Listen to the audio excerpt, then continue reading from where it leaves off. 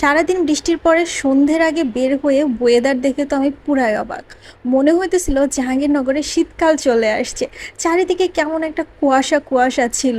যখন জাহাঙ্গীরনগরে শীত পড়ে তার আগে আগে ঠিক এইরকম একটা ফিল পাওয়া যায়। বেশিরভাগ সময় দেখা যায় আমি খুব ঝটপট রেডি হয়ে বের হয়ে যাই, সাজগোজের একদমই টাইম পাই না। আজকেও সেম, হাতে সময় ছিল খুব কম। ম্যাক্স মলের এই সুদিং জেলটা আমি আমার ফেসে লাগিয়ে নিলাম। এই জেলটা খুবই লাইট, লাগানোর পরে মনেই হয় না যে কিছু লাগাইছি, আর তার সাথে খুব সুন্দর একটা ন্যাচারাল গ্লো দেয়, যেটা আমার খুব পছন্দ।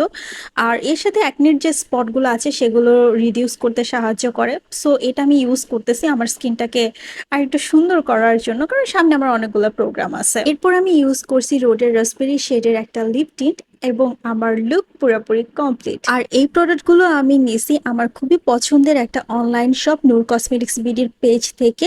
ওদের প্রোডাক্টগুলো খুবই ভালো আর দামেও অনেক রিজনেবল।